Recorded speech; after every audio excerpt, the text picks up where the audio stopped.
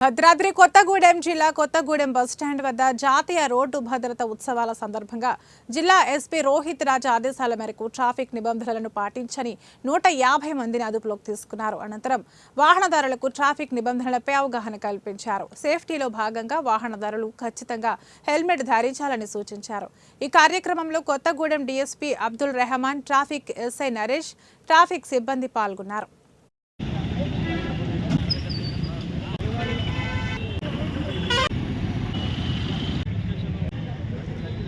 దినోత్సవాలు అంటే 1వ తారీఖు జనవరి నుండి 31వ తారీఖు జనవరి వరకు నెల రోజుల పాటు జాతీయ భద్రతా దినోత్సవాలు జరుగుతాయి.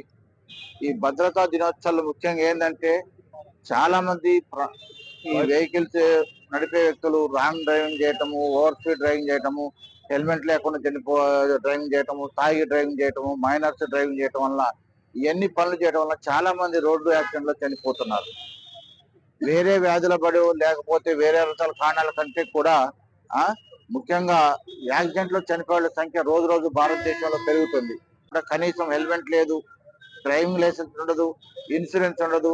మినిమం జాగ్రత్తలు పాటించుకోకుండా ఇష్టం వచ్చిన నడపటం వల్ల వాళ్ళు ప్రమాదానికి గురి కావడంతో పాటు వాళ్లతో పాటు రోడ్డు మీద ప్రయాణం చేసే అమాయకులు కూడా చనిపోతున్నారు.